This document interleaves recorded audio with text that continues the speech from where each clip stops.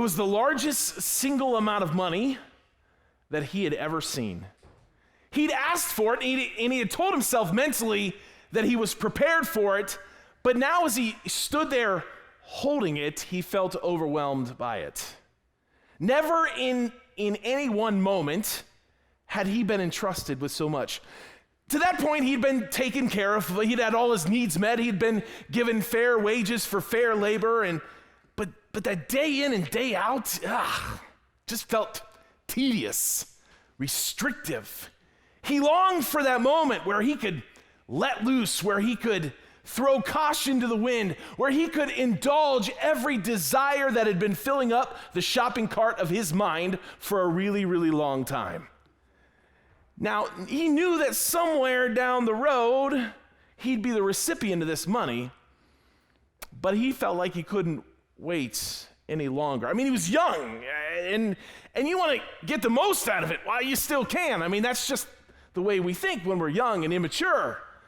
Besides, it was a substantial amount of money. I mean, surely it would be enough to take care of whatever needs he might have for a really long time, because that's how we think. I want it now, and I'm sure it'll cover my expenses for a while.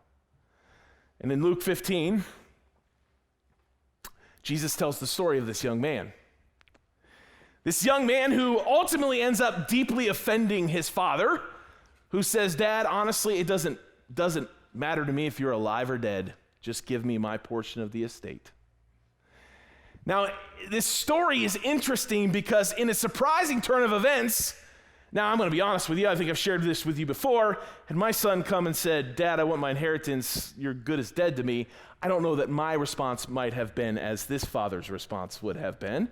But in a surprising turn of events, this deeply offended father ends up probably selling off a bit of real estate and liquidating some of his assets so that he can put good cash into the hands of his child, gives him his inheritance.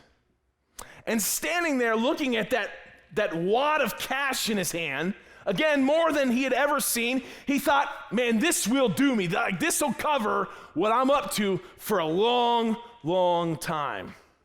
Without a plan, without a care, and armed only with the ignorant assumption that what he had would last, he said, "I'm out," and he took off for a distant country.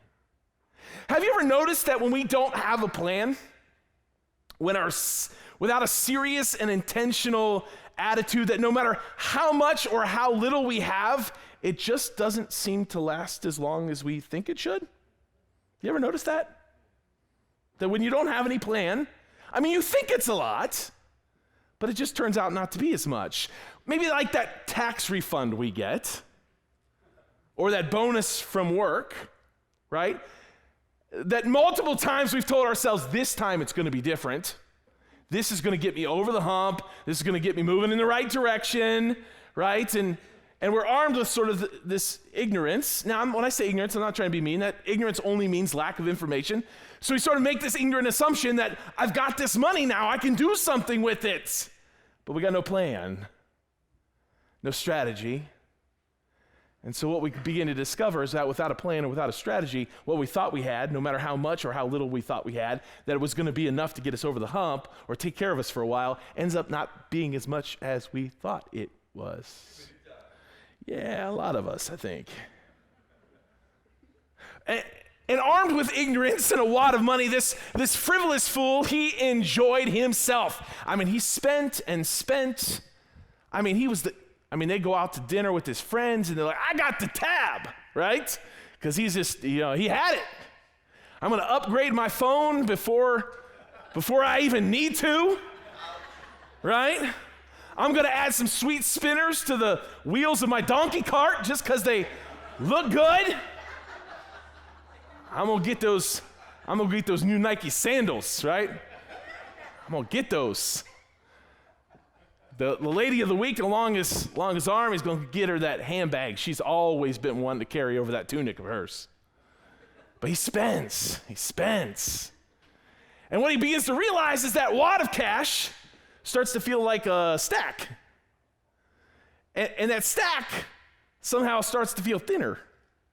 Now, you sort of know that, like as you're going for it, but when you're in the throes of frivolous living, it doesn't seem to register. You just keep doing it because you expect that you're going to keep reaching in and getting more because you had enough. I mean, there was plenty at that point. That was going to be all you needed for a while. Until one day, when he goes to buy some food, he reaches in to grab some of what that once was that thick wad of cash, only to find a whole lot of air. Listen to what happens in this story. Not long after that, the younger son got together all he had, set off for a distant country, and there he squandered his wealth in wild living. And after he spent everything, there was a severe famine in the whole country, and he began to be in need. And in that moment, he recognizes as he's reaching in, are you serious right now? Anybody had an are you serious moment? You know what I'm talking about? Are you serious? And that are you serious moments are really often not very good because listen to what happens to him after his are you serious moment. So he went and hired himself out to a citizen of that country who sent him into the fields to feed the pigs. Now listen to this. He longed to fill his stomach with the pods that the pigs were eating, but no one gave him anything. I'm guessing at the point that he is coveting pig slop, he probably has another are you serious moment. Like, are you serious right now? Like, this looks good to me? Maybe the better question should have been not necessarily him saying, are you serious?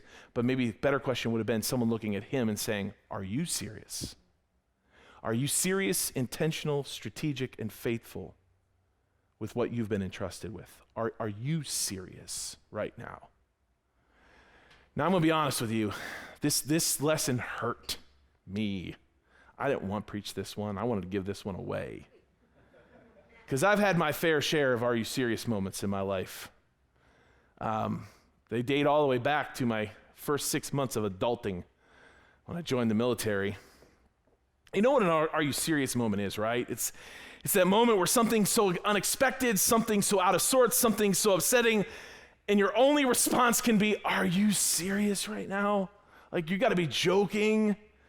Significant change in our lives can often elicit that kind of response. One of my earliest moments of this are you serious was within my first few weeks of my military time. And actually it was when I was still in basic training, and I called back to my wife for one of my 5-minute calls. You get a 5-minute call per week, and it's one of my, this is my wife. I got married to her on June 27th, and I was leaving for basic training on July 14th. So like a 5-minute call, like, this is my baby, right? I was calling my baby. And I called her, and we only had 5 minutes, so she was cutting to the chase. Hey, Jeff, we got paid today. I was like, sweet. She said, I said, how much was it? She said, it was $1,100. I said, okay. She goes, that's for half the month, right?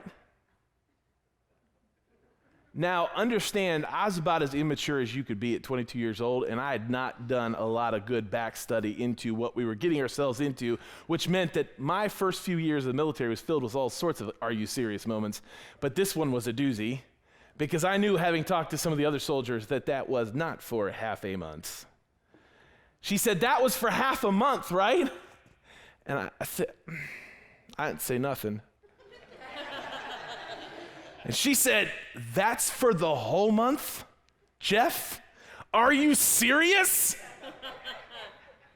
5 minutes lasted a long time that time.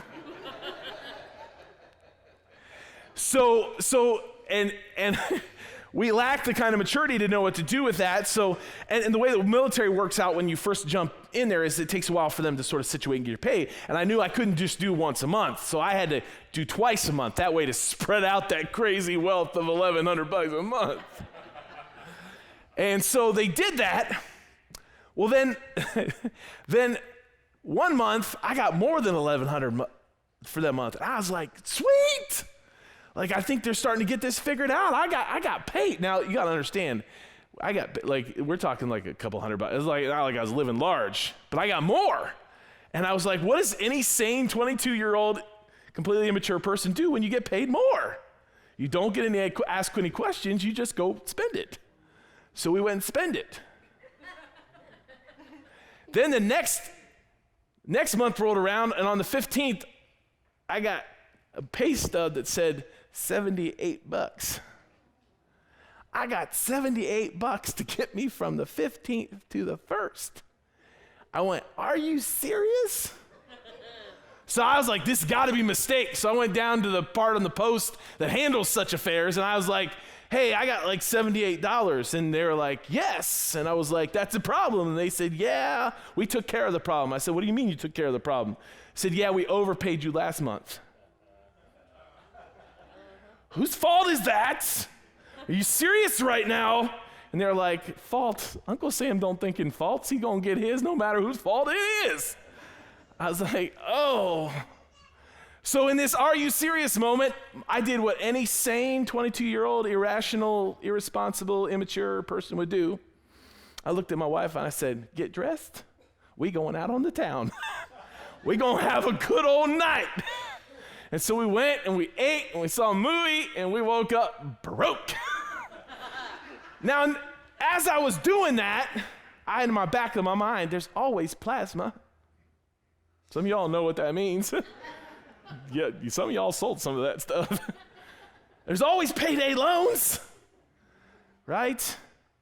But here's the part that I'm most ashamed of. I knew that it wouldn't come to that for us, because I hate to say this because I'm really embarrassed by it now, but I knew I had a safety valve, her daddy.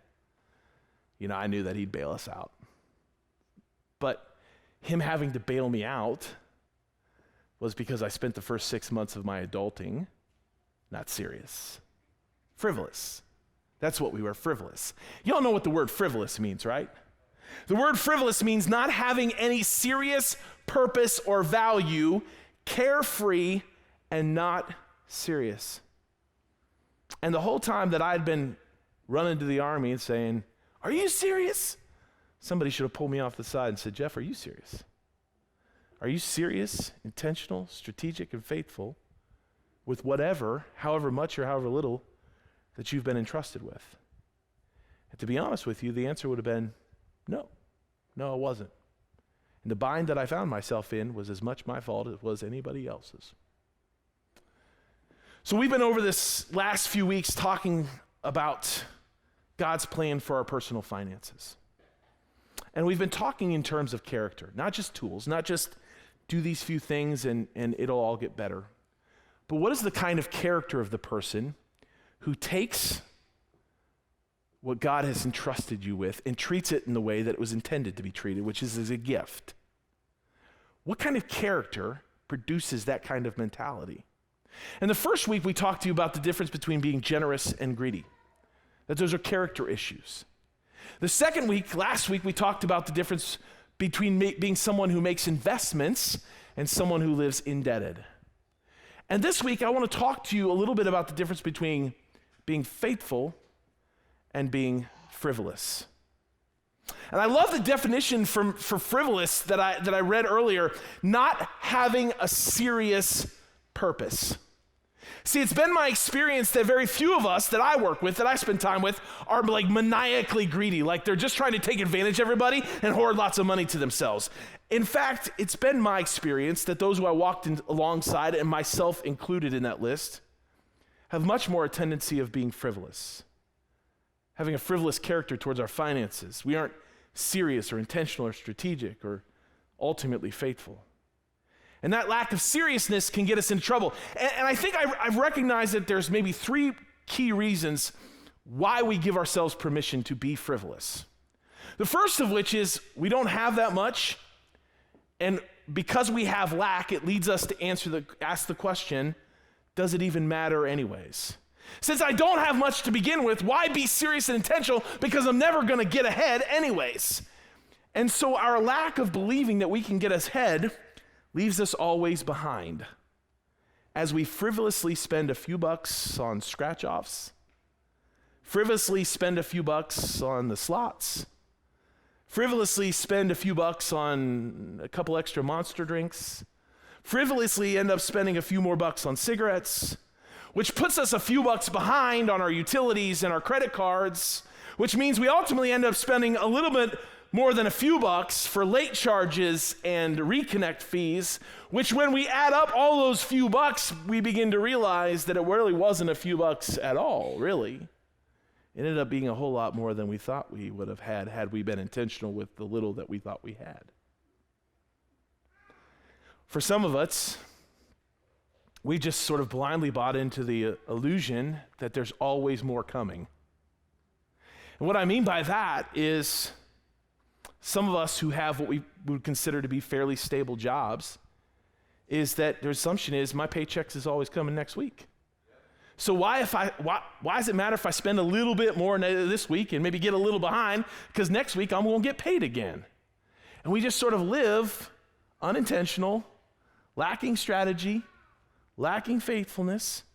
We bounce back and forth with the little or with whatever we have because we just assume or expect that more will be given. And you know what I've discovered about us, about me, is that I'm not shaped and formed to live below what I'm given every week. I'm actually shaped and formed because I live in a culture that's very consumer mindset, that I live actually to what I make or beyond, right? That's how we're trained and equipped to live. And so no matter how much is coming the next week, we've already spent into that next week because of what we're already spending this week. And what we find is that when those opportunities for faithfulness emerge, we're not actually adequately prepared at all to be faithful because we've already spent ahead of what we could have had. And so then the third thing I think is, and again, I'm going to say this not as someone who points fingers, but as someone who can have it pointed back to me, because in my early life, I would have very much said this was our ridiculous reality that we lived in, is we've always had something or someone bailing us out. And so what happens is our lives become a burden to someone else because we don't want to be burdened with sacrifice and seriousness. Let me say it again. It's not that tragic situations or broken situations or those things that we experience that are so far out of our control where someone needs to jump in and help us. That's not what I'm talking about here. I'm talking about we are not deliberate, strategic, intentional, sacrificial, or serious. And then that lack perpetuates a need to be bailed out by someone else, and then our need to be bailed out by someone else becomes a burden to those folks. That's what happens when we're not serious. And that frivolousness, like I said earlier, works its way out into those lump sums that we can occasionally find ourselves ending up with. And you know what those lump sums are. I mean, those lump sums are those things that we get that are so out of the blue, that are tax refunds, bonuses, gifts, it doesn't matter. And we think this is going to get us over the top, when actually what it ends up doing is we end up buying that very thing that we've been really wanting in the first place. And at the end of spending that lump sum, we're no better off than what we were. And we've been there. And the real problem with this is this frivolous thing, this actually bleeds into our character. So we become frivolous in all sorts of places and spaces. We become frivolous with our time. There's always more. Or I don't have enough, so why worry about it in the first place? And so we don't do anything intentional or strategic with the time that we do have. It bleeds over into our careers. We're frivolous with our careers. We miss opportunities to grow and to develop into the person that God has gifted and created us to be. We waste opportunities to get ahead because we weren't intentional about deadlines or sacrifices or sales calls or follow-ups or overtime or opportunities to lead that were placed in front of us. It shows up in our spiritual lives. So we lack seriousness. We're not disciplined in our commitment to grow in our relationship with God and take the necessary steps day in and day out. And we get to those points in life where had we been intentional and serious about our journey, we might not have been in the crisis that we currently find ourselves in. And so our frivolousness means that we're looking for, Jesus becomes our spiritual bailout. Instead of the daily one that walks with us, he's just the one I run to when I've spent all I had and realize I got nothing more. Emotionally, mentally, relationally, whatever. So that bleeds over. So let me ask you the question tonight. Are you serious? Are you serious with what you've been entrusted with in your life? So again, this is a character thing, right? So what's the alternative to the frivolousness that seems to impact so many of us? As we finish today, I want to share with you the alternative from the story that many of us are familiar with. It's a story that is found in the gospel according to St. John, and St. John was one of Jesus' closest friends. And it's a story of this big old meal that they have. Jesus literally in this story feeds thousands of people with very little food. And typically when we tell this story, we focus either on the miraculous power of Jesus or the reluctant faith of the disciples. So let me read the first part of the story if you're new to this. Sometime after this, Jesus crossed to the far shore of the Sea of Galilee, that is the Sea of Tiberias, and a great crowd of people followed him because they saw the signs he'd performed healing the sick. Then Jesus went up on the mountainside and he sat down with his disciples. The Jewish Passover festival was near. When Jesus looked up and saw a great crowd coming toward him, he said to Philip, "Where shall we buy bread for these people to eat?" He asked this only to test him, for he already knew what he had in mind and what he was going to do. Philip answered him, "It would take more than a half a year's wages to buy enough bread for each one of these people to have a bite." So on the surface of this story, this really appears to be about a need, a Jesus, and a bunch of disciples who can't possibly imagine a positive outcome to the need based upon their apparent lack. But if you go deeper, there's another layer here that I want us to uncover. And I think it points us in the direction of what is the contrary to the young man in Luke chapter 15 who was the frivolous fool. See, in this story, there's actually two. In these two stories, there's actually two boys that I want us to pay attention to. So listen to this from John chapter 6. Another of his disciples, Andrew, Simon Peter's brother, spoke up. He said, Here's a boy with 5 small barley loaves and 2 small fish. But how far will that go for so many? So I like this. He points at a boy, but still he's thinking in this mind of a lack, right? Of scarcity, of not having enough. And it's sort of given him permission to move in towards a frivolous mentality, because for Andrew, this boy was their bailout, right? Like he's thinking, at least we're covered. I mean, we got enough, right? And so we'll just eat it up. They'll have to figure that out for themselves, right? So this boy gives Andrew permission to live the frivolous life. But when I read this story, I'm always left wondering, why don't we spend more time talking about the boy? See, we talk about the boy in Luke 15, but we don't talk about the boy in this story because I think we want to rush too quickly to what Jesus has done or what the disciples are refusing to do, but I think the boy points us in the right direction. And I understand it because the boy doesn't have a name and you don't get much of a backstory, but I think just understanding his story can help us to begin to make sense of why his story is so important. I think we begin to discover what the word faithful versus frivolous actually looks like through this young boy's story. I mean, first off, if we're going to think in terms of what it means to be faithful, we've got to think he is present. See, faithfulness means showing up and not blowing it off, right? He's present where Jesus is. Our faithfulness is dependent upon our proximity to Jesus and how regularly we are present where Jesus is. That's the first thing we've got to recognize in the story. He is present. He could have been down at the beach with his friends on the Sea of Tiberias. They could have set up a mad volleyball net and had a tournament. And I mean, they had like 5 loaves and 2 fish. That's a crazy good memorial barbecue, right? I mean, they could have done it up right. They could have been gone and doing their thing, but he was present. He said, I'm going to be where Jesus is. Because I know I can only be as faithful as I am close to the one who leads and shows me what this faithfulness thing is all about. So he's present. But not only is he present, I think this is the missed part.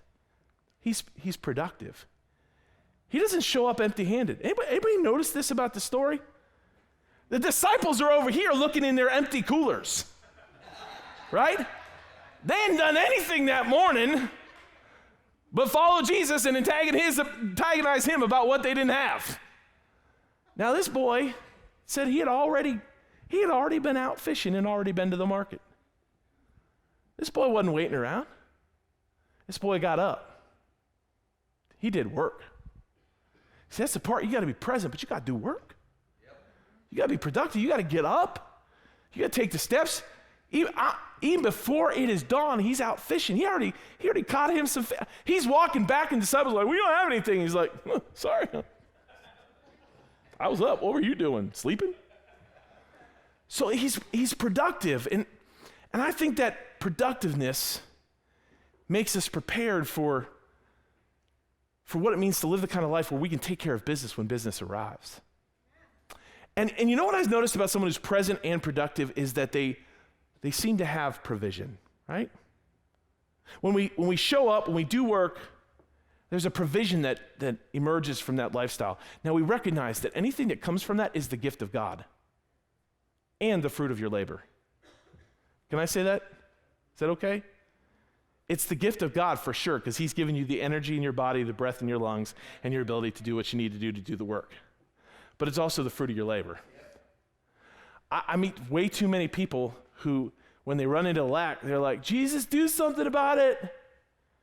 Jesus is like, yeah, get up. Go. I'll do something as you get moving. You got to get up. You got to get out the house. So there's this sense that provision comes at the fruit of. You know what I love about this story is I think there may be more to the story. See, the Bible only tells us about 2 fish and 5 loaves. Maybe the day started out actually with 4 fish and 7 loaves. And he took one of the fish and one of the loaves home and he fed his family. And he put another fish and another loaf aside just in case for tomorrow. He wasn't going to live past what they made just in case a storm blew in, right? Just in case fishing got canceled the next day. And so he recognizes that I got 2 fish and 5 loaves. We taken care of. This 2 fishes and 5 loaves isn't for me just to get all gluttonous and like have a really good, one-off here. No, I can do something with this now. Which means if you're present and you're productive and you're living in your provision, then you can be prepared. Prepared in the moment when a need strikes. He's able to be faithful in giving back to others what the gift that God had already given back to him. And he's able to use it and say, here, now you can do something with this. Jesus is like, what do we got? What do we got? And this young boy says, man, what I got, you got. Because I'm taken care of. I'm good. Here, I'm going to be faithful. He didn't have that much. 5 loaves and 2 fish, that's like $10. Go to Kroger, I know it is. It's like a buck a loaf of bread and about $2.50 from one of those little fishy things that they got in the little cold part. All right, so you got about $10 right there. But he's like, I got $10 here. I got $10. Now I love what happens in the story. Listen to what happens next. This is good. Jesus said, have the people sit down. There's plenty of grass in that place. And they sat down. About 5,000 men were there, not even counting the women and children. Jesus took the loaves, gave thanks, and distributed to those who were seated as much as they wanted. He did the same with the fish. When they'd all had enough to eat, he said to the disciples, gather the pieces that are left over, let nothing be wasted. So they gathered them and filled 12 baskets with pieces of the 5 barley loaves left over by those who had eaten. Now that's awesome, right? Miraculous. Little boy shows up, 5 loaves, 2 fish, gives Jesus. Jesus breaks it, does some supernatural, miraculous thing, and everybody gets fed, right? That's so cool. That's one take on the story. There's actually other takes in the story. And if you've been here a while, I may have shared this with you before, but I think it's worth telling again. Some biblical scholars say that the miracle is actually not found in some sort of supernatural moment where everything just keeps multiplying, but in the fact that this young boy's faithfulness placed in the hands of Jesus begins to start a wave of faithfulness. See, it wouldn't have been uncommon during those days, in those ancient days, if you were going to go out to the countryside as a Jew, you would have taken what's like a little day pack with just a little bit of provision in the day pack itself. And it's not much, so it's just kind of for you, right? Because it's just enough to sustain you. But now can you imagine if this little boy with 5 loaves, 2 fish says, here, Jesus, you got it. Jesus starts breaking and starts passing it out. All of a sudden, I think this thing goes viral. I think what happens here is Jesus starts breaking and handing out. Disciples start giving. People start going,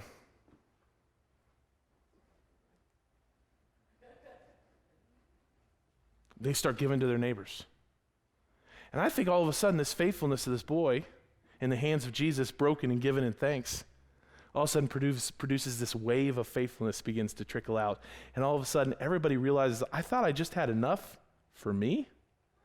But when you take the enough that we've been given in faithfulness and we put it in Jesus' hands, it actually becomes more than enough for all of us. And so I think that's the miracle. Because I don't know about you, but I think it's miraculous anytime someone moves into generosity. Isn't it? Isn't that pretty miraculous? And so I think that's what happens, that there's a miracle of faithfulness there. And you begin to see, and then they realize we got more than we need. See, that to me is what it feels like to move into faithfulness and away from frivolousness. It's a shift in character where no longer am I just taking for granted what I've got and doing whatever I want with it, but I'm starting to think in terms of being intentional, strategic, and faithful. Serious. Are you serious? Because the more I am serious, the more I begin to realize that no matter how much or how little I've been entrusted with, I don't care if you are a 2-fish, 5-loaf person, or you are the person who cans the fish and loaves the bread. Whatever you've got, however much or little, you're just called to be responsible for that. You're never going to be judged for what you wish you had. Jesus is never going to come to you and say, you did not do nearly as much as that dude who made way more than you did. No, he's going to say, what'd you do with what I gave you? Because that's really the gift. And if you said, you know what, I showed up, I did work, there was provision and I was prepared, and I just gave, and you broke, and you dispersed, Jesus, and this thing went viral. See, I think that's what can happen. I think we can go viral. Wouldn't that be cool? With just 5 loaves and 2 fish? So we're going to practice going viral this weekend with just 5 loaves and 2 fish. $10. That's it.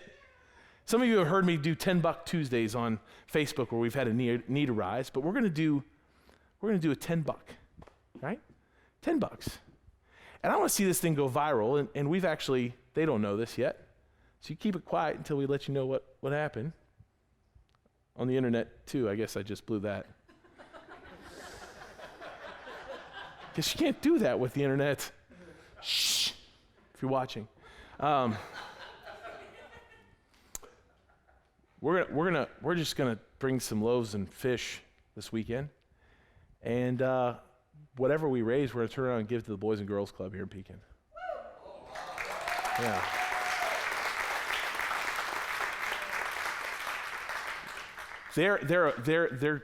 They're becoming more and more of a partner to us because they are doing some incredible things of ministering and caring for a lot of kids in our community, and we'll be doing so all summer long.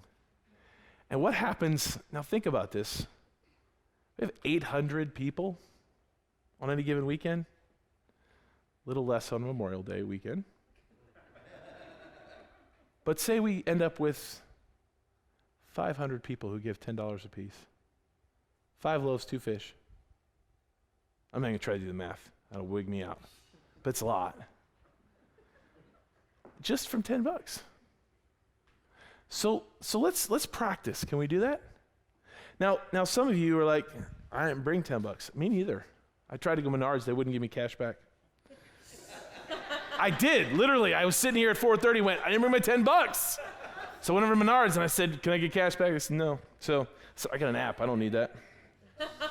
So I got an app, or you got a website, and we can do that even tonight. So you can go to our app, you can go to our website, bwcc.tv, and when this thing catches up, it says there's a little give button right there. You can go to the give button, and you can punch in the amount, and then you'll hit next, and then when it drops down, just put Compassionate Ministries in there, and you can give you $10. And I'm guessing, and I'm planning on sending Pastor Lindsay over to the Boys and Girls Club this week with a gift that they're not expecting going into the summer that I'm guessing is probably going to help them in a really big way. And we're going to be able to say as Bridgeway, hey, we just all came with two fish and some loaves of bread. I hope this will work for you, and see what God wants to do with that. So I'm going to invite my worship team to do that. We do have our ushers back here, and so they're going to go ahead and get ready. And for those of you who do have $10, or a check, and you're not like me who's going to dial it in right now. Now understand, I got to do this 3 times. So think that's 6 fish and 15 loaves.